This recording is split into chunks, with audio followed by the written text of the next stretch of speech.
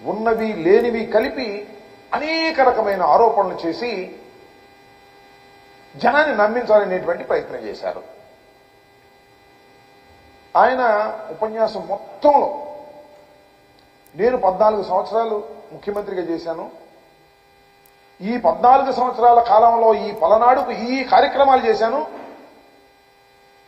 YSR Congress party ఈ కార్యక్రమాలు చేయలేదు, నాది బెటర్ అయిన ప్రభుత్వం, 14 సంవత్సరాలు పరిపాలించినటువంటి ప్రభుత్వం చాలా బెటర్గా పరిపాలన చేసింది, 5 సంవత్సరాలు చేసినటువంటి పరిపాలన బాగోలేదు అని కంపేర్ చేసి మాట్లాడేటటువంటి మాట ఒక్కటి కూడా మాట్లాడలా.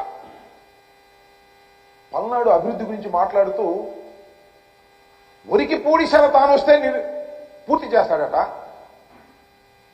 అలాగే పల్నాడుకు కావలసినటువంటి వాటర్ని స్కీమును తీసుకొచ్చి చేస్తాను అనేటువంటి మాటలు మాట్లాడారు. నేను అడుగుతా ఉన్నా, ఏమైనా చంద్రబాబు నాయుడు గారు ఒరికి పూడిశాలు ఇవాళ వచ్చిందా నిన్న వచ్చిందా? నువ్వు అనేక సార్లు శంకుస్థాపన చేశావే, మీ అబ్బాయి కూడా వెళ్ళి శంకుస్థాపన చేశాడే, 14 సంవత్సరాల్లో నీకు ఒరుగు పూడిశాలు గుర్తురాలా? అలాగే పలనాడు డ్రాట్ మిటిగేషన్కి సంబంధించినటువంటి స్కీమ్ నీకు గుర్తురాలా? అవన్నీ మళ్ళా ఎన్నుకుంటే ఇవన్నీ చేస్తాననేటువంటి ఒక అభూత కల్పనలు కల్పించేటటువంటి ప్రయత్నం చేశారు. దానితో పాటు నాకు చాలా చిత్రం వేసింది ఏంటంటే, అందరి జాతకాలు రాస్తున్నాడట చంద్రబాబు నాయుడు గారు. అందరి జాతకాలు అంటే ఈ శాసనసభ్యులు ఉన్నారు, 7 శాసనసభ్యుల జాతకాలు కూడా రాస్తున్నాడట. ఆ రాయడం కూడా చిత్రగుప్తులాగా రాస్తున్నాడట. నాకు అర్థం కాదా, ఈయనేమో చిత్రగుప్తుడు చిత్రాలు రాస్తాడు, వాళ్ళ అబ్బాయి ఏమో రెడ్డి పుస్తకం రాస్తాడు. ఏం చేసుకుంటారా ఈ పుస్తకాలు రాసి మీరేమన్నా అధికారం? వీధి మునిగిపోతున్నటువంటి పడవ అనేది అందరికీ అర్థమవుతుంది. నిన్న నీ ఉపన్యాసం మొత్తం వింటే మునిగిపోతున్న పడవని ఏ విధంగా కాపాడుకోవాలనేటువంటి తాపత్రయమే మీలో కనిపిస్తుంది తప్ప మళ్ళా తిరిగి అధికారంలోకి వచ్చేటటువంటి లక్షణాలు ఉన్నటువంటి రాజకీయ పక్షంగా మీకు కనిపించడం లేదు. 14 సంవత్సరాలు ఏం చేశావు? ఈ రాష్ట్రంలో ఏ గ్రామం వెళ్తే ఇదిగో నేను ఇది చేశానని చూపించగలమంటే దానికి సమాధానం లేదు. ఈ లేనిపోయినటువంటి ఒక అభూత కల్పనలు సృష్టించుకొని ఇక్కడ ఉన్న వాళ్ళందరూ కూడా దుర్మార్గులట. 7 పిన్నెల రామకృష్ణారెడ్డి గారు మారీసుడంట, ఆయన మార్చమంటున్నాడు. ఆయన మార్చు దమ్ముంటే అన్నాడు. మార్చవయ్యా, దమ్ముంటే ఓడించు, నీకు ఆ దమ్ముందని అడుగుతా ఉన్నా. ఆయన దుర్మార్గుడు, దుష్టుడు, మారీసుడు ఇలాంటి పేర్లు రాక్షస పేర్లు పెడుతున్నావు కదా, నీకు అసలు దమ్ముంటే ఓడించే దమ్ము నీకుందా అని అడుగుతా ఉన్నా. భయపడుతున్నావు. పిన్నెల రామకృష్ణారెడ్డి గారు అంటేనే భయపడేటటువంటి పరిస్థితి. ఎందుకంటే ఇంతవరకు ఓటమి ఎరుగనటువంటి వ్యక్తి. ఆయన గురించి అవాకులు చవాకులు మాట్లాడుతున్నావు.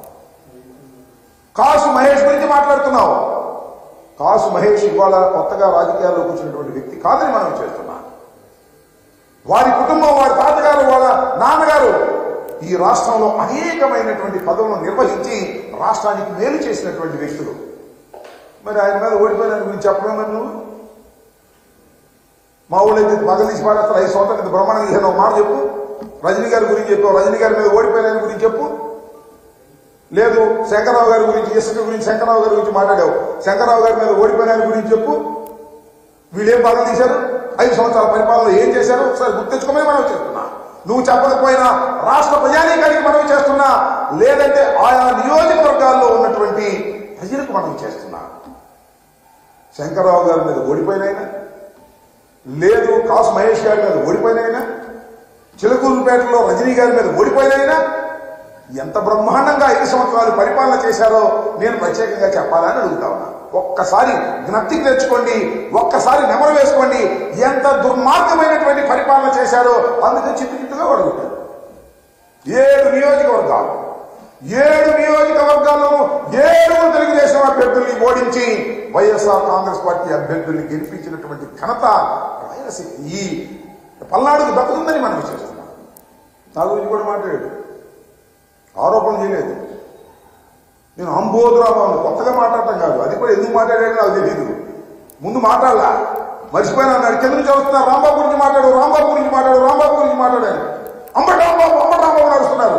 నీ సభలోనే నా గురించి అరుస్తున్నారంటే నాకున్న ప్రాధాన్యత ఏంటో నేను ప్రత్యేకంగా చెప్పవలసిన అవసరం లేదని మనం చేస్తున్నాం. అప్పుడు గుర్తొచ్చింది అంబటరాంబాబు ఆంబోతు రాంబాబు. నన్ను ఆంబోతు అన్నప్పుడల్లా నేను అంటూనే ఉంటా, దాని ఏం సందేహం లేదు. మరొక్కసారి అంటున్నా, చంద్రబాబు నాయుడు గారు నన్ను ఆంబోతు అంటున్నావు, రంకెలేస్తున్నాను అంటున్నావు, నేనేమనాలయ్యా? చెప్పా కదా స్టాండర్డ్ డైలాగ్. ఆంబోతులకు ఆవుల్ని సప్లై చేసి రాజకీయంగా ఎదిగినటువంటి వ్యక్తివి నారా చంద్రబాబు నాయుడు గారు, గుర్తుపెట్టుకోమని మనం చేస్తున్నా. ఇలా పదే పదే ఆంబోత్ అంటే ఏ ఆంబోతుకు ఏ ఆవుని సప్లై చేశాడో కూడా చిట్టా తీస్తా జాగ్రత్త అని మనం చేస్తున్నా. అది కూడా చేసి అడ్రస్తో సహా చెప్తే నువ్వు మళ్ళా ఏడవలసి వస్తున్నాయా చంద్రబాబు నాయుడు గారు? మాట్లాడేటప్పుడు కాస్త నాలికను కంట్రోల్ చేసుకుని మాట్లాడు. అనుభవం ఉన్నటువంటి వ్యక్తివి కదా, 40 సంవత్సరాల రాజకీయ జీవితాన్ని ఉంది నీకు, 14 సంవత్సరాలు ముఖ్యమంత్రిగా ఉన్నావు. నా గురించి మాట్లాడేటప్పుడు మైండ్ యువర్ కంట్రోల్, మైండ్ పెట్టుకుని మాట్లాడాల్సినటువంటి అవసరం ఉంటుంది. ఆంబోతు ఆంబోతు వెంకటేశ్వర వెంకటేశ్వర ఆపేస్తాడు. ఆపి దమ్ముంటే చూస్తాను నేను, నీ దగ్గర దమ్ముంటే ఆపని అడుగుతా ఉన్నా. యు ఆర్ అ చీటర్, 420 మోసగాడని. రాష్ట్ర ప్రజల్ని మోసం చేశావు, ఎన్టీ రామారావు మోసం చేశావు, తెలుగుదేశాన్ని మోసం చేశావు, నీ బంధువుల్ని కూడా మోసం చేసినటువంటి 420 వ్యక్తివి నువ్వు. ఇవాళ నువ్వు మాట నీ నూకలు చెల్లే రాజకీయం.